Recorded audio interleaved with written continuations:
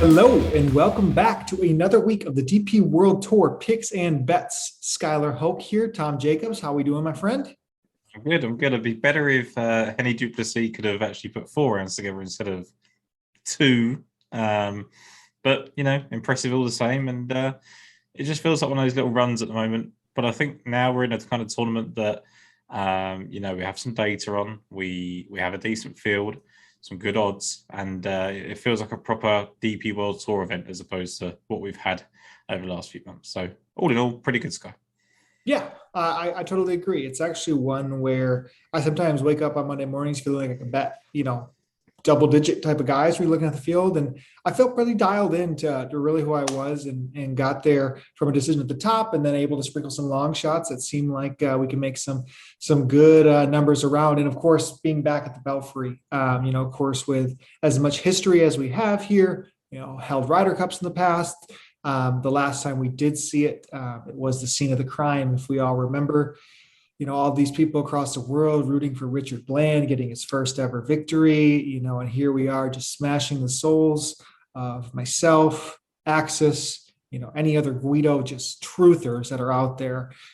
So Dick Bland, I'm happy for you getting a win, but man, my heart's still a little hurt. Yeah, we've had enough of you now, Richard Bland. You've had your feel-good story. Now we can let you know that you ruined our lives. You always root for a guy like that to win until it's the time where it's against you and your personal favorite, especially when you're financially invested as well. But there's two instances of this in my life that I can call off the top of my head: Richard Bland and Guido, and Brooks losing the Masters to Tiger. Like, I had heavily invested to Brooks. I was on Xander. And of course, as good of a story as it gets with Tiger, but money out of the pocket. Like, it's thanks, Tiger. Yeah. We're not interested in your comeback story. It's tough, right? It's one of those ones where finances and these are guys that you like, right? You like. I'm pretty sure you like Brooks Koepka. I'm pretty sure that we obviously like Guido. So, it's financially invested, but two, you are actually rooting for that person as well. Just because another story comes along and trumps it doesn't mean doesn't make it any easier. So hopefully not the case this week at the British Masters. Yep. And, good for Audrey Audnos. Don't want to remiss that. Yes. Winning first ever event for him last week. Only a week after I bet him, but of course. Of course. And of course, Oliver Becker continues the excellent form. Give a special shout out to Axis. He was on both of those guys last week. So that makes for a sweat-free playoff to enjoy. So now it's our turn. And let's get to it here. So if we look at the top of the odds boards, we're having some guys come over that we haven't seen. You mentioned, having a field of this caliber. It is great to see Robert McIntyre returning over from playing overseas. Sam Horsfield also back in the field, sprinkled around. Adrian Meronk, Jordan Smith, Audrey right up there, Laurie Cantor, Rasmus Højgaard. Those are the best golfers, 33 and under for us here. Tom, any of them fancying?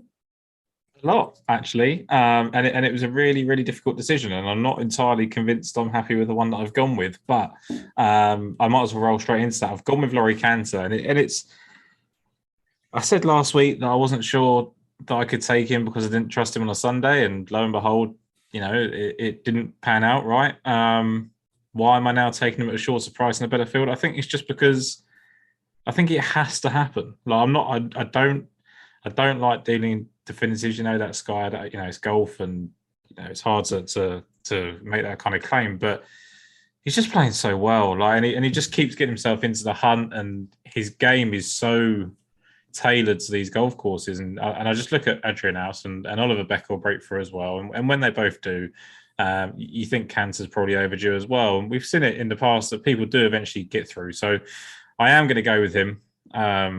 He was fourth after the 36 holes at the UK Championship here during lockdown.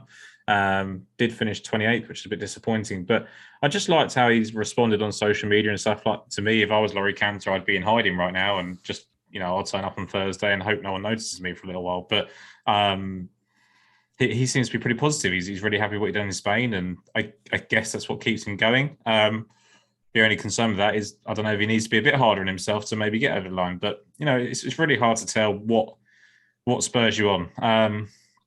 But I think every single player up here makes really good claims. I think you're on one here as well. But Ryan Fox and Dean Burmeister as well are both close in my thinking. Yeah, I think the course probably does play into, I guess, a better overall game, but a ball striking game. I mean, I think about the last time we saw it, and the only time that we have strokes gain statistics to kind of tell a story. But I mean, if you kind of look at guys that have played well here, you're not looking at overpowering bombers, only taking advantage, even though Cantor's a very good driver, but we know his ball striking iron game. And I don't think you need to have the best short game. Some of the guys that were there, I think Richard Bland won last year, losing strokes putting. So, Right. so I mean, that tells a little bit more of a story and who we can kind of come around to. And the one that I'm going to go with here is somebody who I can't explain 2022 all that well because there's a lot hidden out there for Sam Horsfield. Teed it up 4 times this year, I believe a 12th and a 4th on the DP World Tour. Goes off in Saudi, finishes inside the top 5, I believe, inside the first round, withdraws after round 2, and we do not see him again until the Zurich Classic last week, or I guess, no, not last week, 2 weeks ago, 3 weeks ago. And found it interesting. So was able to parse through some of that data on what Sam Horsfield, because him and Matt Wallace played together, finished inside the top 20 at the Zurich, and looking into Horsfield's like best ball rounds, so rounds 1 and rounds 3, he was lights out. He's really, really good with the irons, gaining over 2 strokes per round in both of those rounds. I believe there was 3 golfers in the field that played that week: Horsfield, McIntyre, and Scrivener. Horsfield was for sure the best on his individual performances. So I think that just goes a long way of talking about maybe filling in these cracks of not playing for an extended period of time. Probably was injured, probably had some things where just wasn't telling everything that was happening. So 30-1 for him when, I mean, in this field, I don't know actually his odds. The last time we saw, we're probably the favorite at this event. Let's see if I can quick pull. In 2021, Horsfield was 25-1, so a little bit longer. McIntyre actually went off 12-1 as the favorite. But yeah, for me, it's Sammy here. Yeah, I mean, look, I think I'm still of the opinion, despite the absences that we've seen this year, that he is the guy probably in this field still completely that has the highest upside. Like in terms of can translate to PGA Tour. He grew up basically in America. He seems very suited to that. Hasn't done it yet. And patience is possibly wearing thin for some people that do back him. But I think he's still in the position that he will, dominate these kind of events and come back here. You've obviously got some really, really strong, historically good players in terms of Lee Westwood and people like that in this field this week. But I think in terms of potential upside that we don't yet know about, I think Horsfield's probably the most suited to a PGA Tour career. And I mean, it kind of showed a little bit last week on the PGA Tour. Matt Wallace came out of that strong finish by those guys and played well for the first time in a little bit too. So maybe there is just some hidden form shown in a partner classic that nobody really dives into all that much. So for me, that's where I'm kind of drawing my line, making one decision at the top. I wait until, I guess, the mid-range where we align on another golfer that we talked about right there at the top of the show. But when are we going to stop betting Henny? We're not.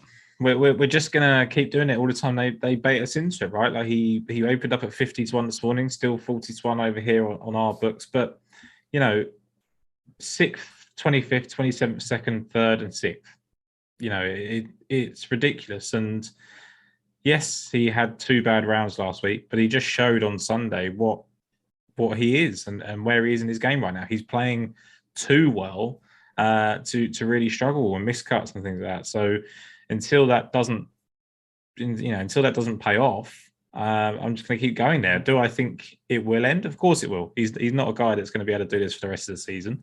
But all the time he's 40-1, 50-1, whatever, bigger. Why ignore it? You're just kind of doing it in the fact that you don't know what his ceiling is or whatever. I know we always talk about betting the ceiling and things like that, but I'm very much in the here and now of Henny du Plessis, and I just think all the time he's playing this well, we should keep to it. And I don't even necessarily think about course fit or course form or anything like that, because neither of those kind of really apply to him. I just think he's playing so well, plenty of decent odds, and carry on until he sucks. Yeah, I think he hit the nail on the head. It's just nothing more than probably the best informed golfer in this range. you could have probably made the same argument when we bet him last week that we probably should have bet Oliver Becker for the exact same reason. Yeah. Now Becker is, 10, 12 points shorter than what Henny is. But yeah, it's just those two guys just excelling from their tours and just continuing to do. So I am with you on Henny Duplessis. We got 45s here in the States still that I think is a very fine number for somebody who can just show up and compete. And I think we've seen with Becker as well that the couple of times he's got in the hunt, he has struggled. Whereas I still think Henny has yet to actually throw one away. I still think that there's a potential to kick on. Like he's done it earlier in the week and framing stuff out contention, as opposed to being there Sunday and having a real chance and kind of mucking it up. So you could argue, a couple of weeks ago when Larafabelle won, but Larafabelle shot 62 and that changes things. So I do think there's still a little bit of unknown Duplessis that I quite like. Yeah, I mean, he literally, his two best rounds were better than the winning score. If you take, he was minus 12 in rounds 1 and 4. Yeah. So just shoot even par Henny, and we got a victory to our names. But with that, I mean, that's for me, like those were the two I'm dead set on underneath 50 to 1. I really couldn't make much of an argument. I mean, you mentioned Fox. Fox has some really trending approach game. The player that won last year, to not be named, did come out kind of lights out. I'm surprised, coming back to this course that you were able to get him at 40s after he played okay in the States. Actually, probably better than okay. So that could make an argument. But the one that I really, really like, and I can remember this tournament vividly, last year I'm rather confident on the back nine, the outside of Guido, there was another Italian golfer who they were odds on favorites, and we bet both of them, Guido and Dodo Molinari. And they were literally, I think, both like 3 to 1 top of the leaderboard. It's going to happen. It's going to be one of the boys. And we're winning. And Molinari's back nine was ugly. He couldn't putt. He literally could not putt. He could have pulled the Bland and won the event, losing strokes on the green. He just couldn't even get there. He ended up like falling outside the top 10. But with that being said, he is very similar in form to what that kind of approach was last year. We see him finishing inside the top 10 last week, being the lowest final 54 holes last week, being over a stroke per round for the last 3 events with his irons. He actually showed some life on the short game last week, which he didn't leading into this event last year. So I just think a lot aligns for Eduardo Molinari on a course where we know it was right there last year. 66 to 1 is more than enough for me. Yeah, and I think with Eduardo, you know what he's going to do, right? You know that when he's in this form, he's telegraphing it. You know he's going to come and he's going to hit the ball well, and it's putt luck. It's not even necessarily anything else. And I actually took a first glance at his price and thought it was a little bit short, but that's I think the argument is maybe he isn't long enough. But then when I looked into it a bit more, when you mentioned that you were doing it, I was just looking now, like even at the Qatar Masters, he was 7th after 54 holes. Like, so if you look at the fact he's finished 40th for 6th last 2, doesn't sound so good, but he was right there for the whole week at the Qatar Masters, 15th, 10th, 7th after each of the first 3 rounds, and then just shot a 78 final round. Very much akin to what he actually did here last year. And then, like you say, he just played so well last week, 3rd after 54 holes. It just seems to be a Sunday problem for Eduardo Molinari at the moment, which is not something that was, something that we could attribute to him earlier in his career. Absolutely. So he's like the one where I woke up and looked through a little bit of stats, and even seeing what it was through the weekend last week. It's like, okay, I'm on Molinari no matter the number. They didn't give us a long number, but they're still very much in there for me to get there. After that, though, is there anybody under hundreds? I go into long shot range. Yeah. After this, is there anybody that you'd want to discuss before we get triple digits? I thought about Matthew Jordan. I thought he could go well. I thought about Armitage. They always seem to kind of come up in the thinking, but not seriously. Scott Jameson was disappointing last week and can probably give up on him for a little while. It'll probably be the week he wins now. Justin Harding was one of the first people I looked at. Again, I don't know. I kind of expected a slightly bigger number. Like, I was looking at Henny and I'm looking at, Laurie Cantor and okay, I probably trust Harding more than both of those in contention, but I don't know necessarily he can get there. So I thought I'd take the shot on the guys that are playing better golf. Yep. Yep, I completely agree. So as we get into long shots, I haven't said it for the last couple of weeks. I got to make sure I'm pumping that we're on the audio formats. If you think about Mayo Media Network, we've got a bunch of podcasts firing out here. Daily fantasy sports picks and bets, the mix. You'll find Tom and I every week on that. This will go in the audio format. So make sure you subscribe, leave ratings, reviews. Really goes a long way. This is an exciting event for the European Tour, the DP World Tour, excuse me, and also leading into some of the fun links courses that we'll get in approach to the Open Championship. That'll also be here before we know it. So appreciate a plug onto there for us too. Long shots. Tom, I'll let you lead off with another golfer who we were keen on at this event last week or last year. I was on him last week even. Eddie P. Talk us about Pepperell. I think that, you liked Teddy Pepperell last week because of what he'd done the week before, shot 65 in the final round, right? And we were debating between the two of us whether it was one round that's being overvalued or whether he was back. In the end, he missed the cut, but he only missed the cut on the number. And when you actually look throughout his career, if you go on tours, if you look at location form, he loves playing in England. And it's not even necessarily England, it's the UK and Ireland. Half of his best finishes in the OWGR have come there, which makes a lot of sense, right? But he's got a win and a second in the British Masters, not necessarily at this golf course at all, but at those events. Sixth at Wentworth and a sixth at the Open Championship as well. So he just plays really, really well with it when it kind of means the most at home, which I really like.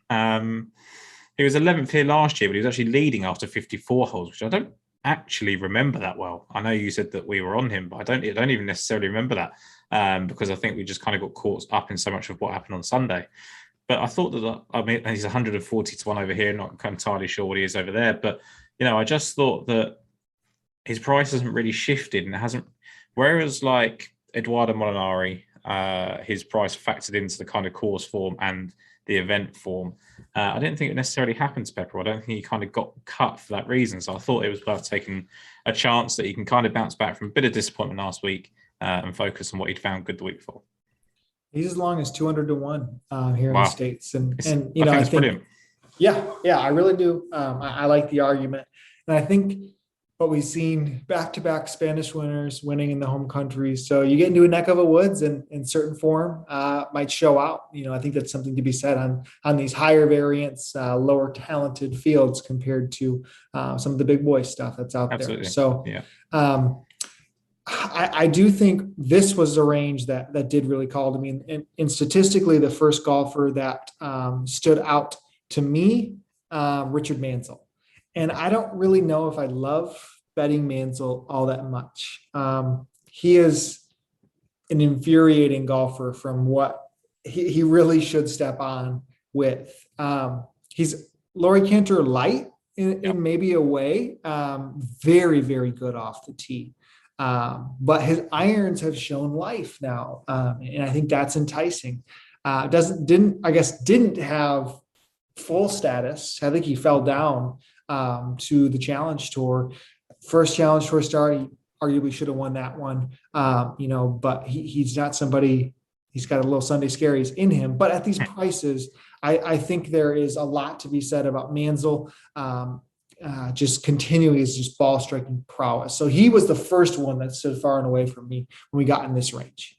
Yeah, I think for Mansell, so I had this discussion with Brad and even Jason in our group chat with the Lost Words, and he was 8th here after 36 holes last year.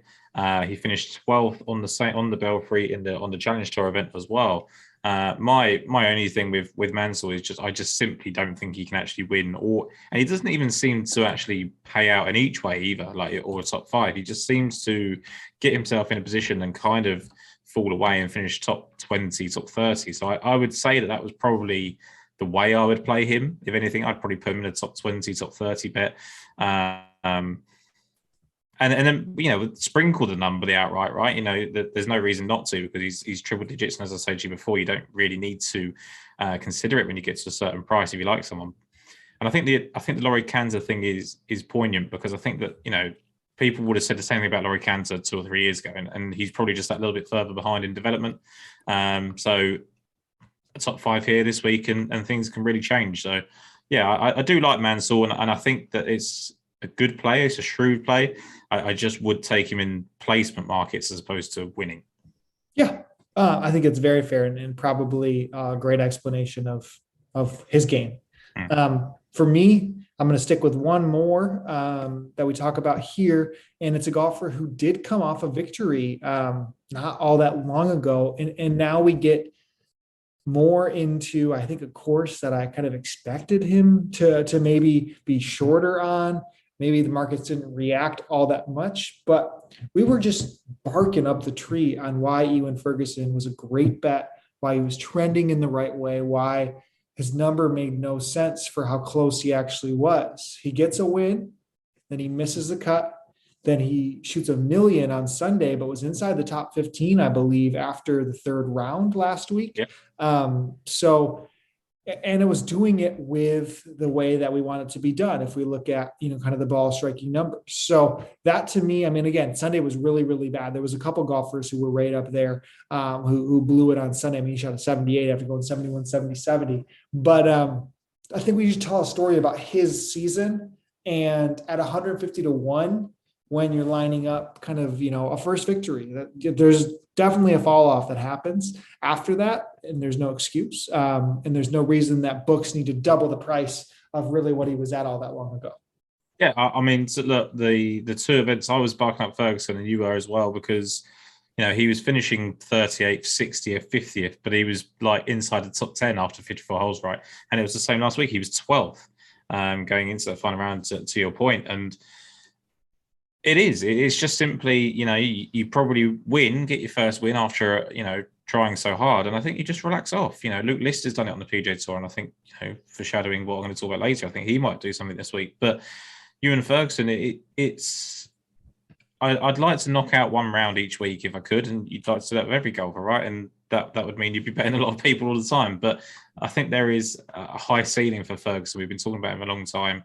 And he's kind of reaching his potential and showing it. And I think 125, 150, whatever it is that you've got on him now, I think is a pretty big number, because I look at like some of the numbers, the 75s and the 50s and the 60s, and they're just golfers that don't win. Like they're just people that they're names, but they're not going to win. I'm not going to say those names because then that means they'll win, and this will get snipped up later. But there's half a dozen golfers below him that I think are ridiculously short compared to him. So yeah, long way of saying I like Ferguson.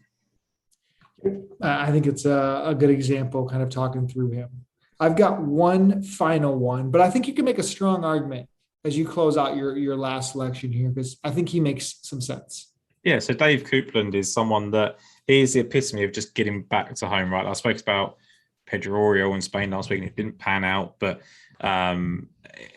just people just play better at home, and he just raised his level. He was tied 16th after 54 holes last week, even in Spain. Had a really bad 79, exactly the same as Ewan Ferguson, basically a mirror image of what he did. But his last 6 starts in England, he's made 5 cuts, and he's got a 3rd, a 9th, and a 15th in those, and a 28th and 53rd as well. He was 3rd here last year in this event, and he was 28th in the UK Championship, which was at the Belfry as well. Now, he is powered by putting. I think that's probably fair to say, and he's harder to rely on than maybe a Ferguson. But then I think that's kind of, taken into account with the odds that are offered to him. What was interesting, though, is last week he played, I guess, what stood out to me last week in his numbers were, this is kind of like that golfer that you find that might be showing like one thing, and then all of a sudden you run into a course history that you like. I mean, he was 2nd in the field, I guess 3rd in the field in strokes gained approach.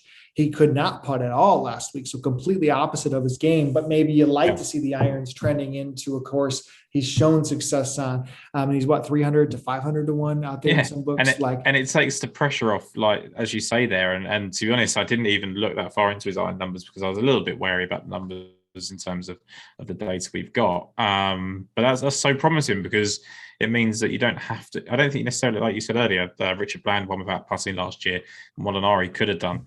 It's a course that probably allows you to ball strike your way. So if he can do that and find some putts over the weekend, again, I think he's very much in the same mold as Mansell, probably more of a top 10, top 20 bet. Both of those guys are really good for like DraftKings if that comes about. But I think Dave Coupland is at a big price is worth just taking a chance. Yep.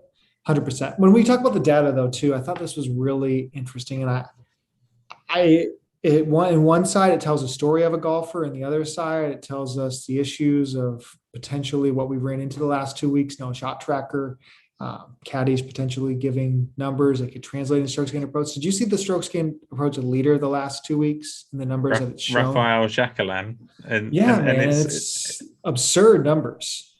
And the thing is I would really want to know how accurate they are, because he is 1,000 to 1 over here, Rafael Jacquelin, and this is a guy that can win golf tournaments. He's won a bunch of them, and I don't think he's going to win this week, but he's played well. You could get a good top 20. Like that's where it's like, are these numbers something? Because it says he lost 3.4 strokes off the tee last week, but then he gained 3.87 approach. Then he lost 4.5 strokes off the tee the week before, but gained 4.4 on approach. So like clearly he's either hitting it all over the park and then finding a way to still make it a reasonable like greens and regulation, because he's not like number one in GIR by any means. If he was number one in GIR and showing these numbers, I would believe it. But you could be that bad off the tee and then just get yourself to an okay position to putt. But that's still saying something, that your irons are that good. If you could just measle it into the fairway, maybe. And you would expect someone like him. Like, he's not a guy that is erratic generally. Like, he's a guy that should just be able to, just laser one down there. And he was 21st here last year. He opened with a 75, and he was up there. So that top 20 bet. If I just don't. With him, I don't trust the numbers, and it's just like I just think his caddy's having a bit of a whale of a time and just giving some numbers in. But if they're true, then why not? And he's made the cut both times. Sometimes you see those numbers be so absurd if they miss the cut. Yeah.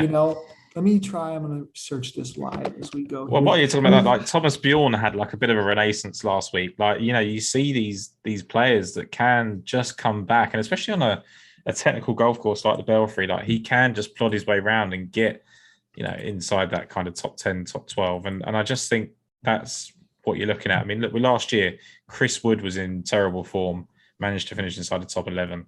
David Copeland, as I've already mentioned there, tied third. Jacquelin 21st, Kjeldsen 19th. Like there was plenty of kind of like historically strong players that, just popped up for a week, and I think you do get that on those English courses. These are, I guess, the bets that it's like it's 1,000 to 1. You would regret it way more if you did. Yeah, definitely. It's not that big of a deal to get a little bit sprinkled on him versus question the legitimacy of the number. We'd be legends, Tom. We hit 1,000 to 1. I mean, I try to put those up. We might as well add another one to the board. I'll have one. I'll have one less latte this week, and we'll get Rafael Jacquelin in, shall we? Yeah. So he was, okay, I'm going to pull this back up. So he was 40th in greens and regulation last week. The week before that, he was 24th. So then I'm trying to piece together why he was so bad strokes gained off the tee. This is where it doesn't make sense to. Accuracy, he was 6th last week. Driving distance, he was 106. So he's short off the tee. And maybe this is the way things are trending on the DP World Tour, is like, longer hitters are just killing it off the tee. Like they're the best players in the field probably. And like you can gain a lot. And maybe because he's so short, like it's almost what got me interested into Luke Donald at RBC Heritage, is when Luke Donald's numbers approach are very, very good right now. And you can kind of tell that story. So 1,001 Jacquelin, I'm just going to believe it enough to sprinkle there. But I've got one more bet. And forgive me because I've relapsed, Tom. Like it's here, man. I have to. 1 year, maybe this is what it's all been leading up to, is this exact moment. The anniversary. We go through Torrey Pines, and then we go through Detroit, and then we go through the bottom of the bottom. And then I cut away, and he leads at the Masters. And then I give up, and then he's first round leader. And, it just tells a story. And it's like, okay, he kind of did this to tempt us. It's like, okay, he wanted to show a little bit before he comes back to the same place where it got stolen from him. Stolen is the right word, I think. It's definitely the right word. Yes, it's absolutely correct. So I just couldn't, once again, if you talk about just 150s. It's enough for me. I have to, Tom. I can't not do it here. And he's ready. He's made 2 cuts in a row. That's form. That is a lot of form right there. We don't get that much in the DP World Tour out of some guys, man. And back-to-back made cuts is enough for Guido Migliozzi to make a return. I'm not here to say I'm betting him every single week once again. However, this is the week. And when he wins, we'll bet him again for another 2-3 years, and we can free roll it. I've got 2 comments. One is you've just mentioned that Rafael Jacqueline has made 2 cuts in a row, and he's 1,000 to 1.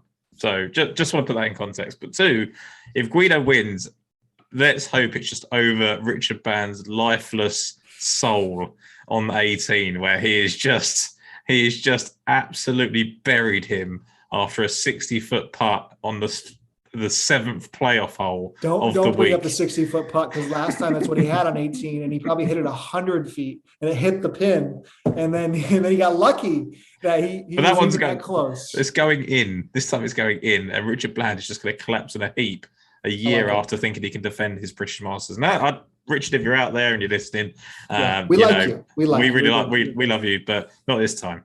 You're not doing it again to us. I cannot watch my friend break down. More so, I'm upset for you than Guido. Like it just concerns me, and I need someone to co-host. I can't do this on my own.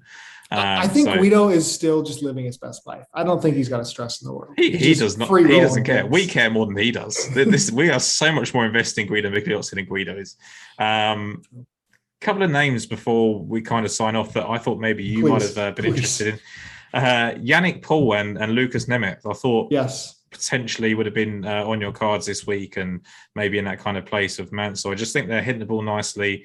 Lucas Nemeth especially has just been very consistent since he's come up to the tour. Just obviously we just don't have a lot on them in terms of what they're going to do here. I don't think Nemeth has actually played much in England at all. And I'm just trying to remember if Yannick Paul actually finished 3rd here on the Challenge Tour. I think it's worth going through that leaderboard a sec for who played here. So, I mean, the winner was our friend Hugo Leon won here. Now, when I think of peak Hugo, he is epitome of he's like Eduardo Molinari in a sense of just would hit fairways, drive it pretty well, just have no short game approach. So Hugo's in not very strong form right now, so I can't go into him, but I think that was kind of telling of potentially the type of golfer that I was intrigued at getting into this week. So if we continue on that leaderboard, you mentioned Yannick Paul was up there.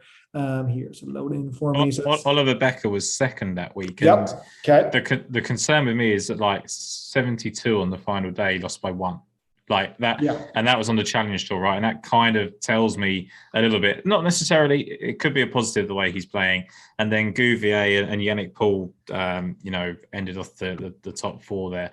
And then there were kind of names that were basically irrelevant to this week. You mentioned Mansell, 12th. Hannah at 15th. Not sure Chase Hannah's playing this week. I don't think so. Nicholas Norgard Mahler was 21st. JC Ritchie was 25th. He was in the field this week. I think that's the only. It doesn't get played on any other tour, does it? No, Hannah is playing this week, which we've actually seen some life from him. 2nd at the Qatar Masters, but back-to-back missed cuts in Spain. So really hard to tell with him. So that could be a guy that could surprise there, Chase Hannah. But I don't want to try and put too much stock into that Challenge Tour event because I don't know if they set it up differently and things like that. But I think it's a good supporting argument for someone, but nothing more than that. Yeah, absolutely. All right, let's run down our boards again here, Tom. Yep. So for me, I've gone for Laurie Cantor for my sins. He's 33 to 1 here. Henny Duplessis, as big as 50 to 1, you said. Eddie Pepperell, 200 to 1.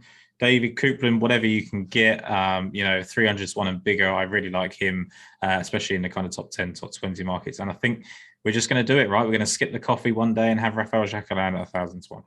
Yep. Amen. So Sam Horsfield, 30 to 1. Henny Duplessis looks like it's been cut to 45 to 1 now. Eduardo Molinari, 66s. Richard Manzo, 140 to 1. Ewan Ferguson, 150 to 1.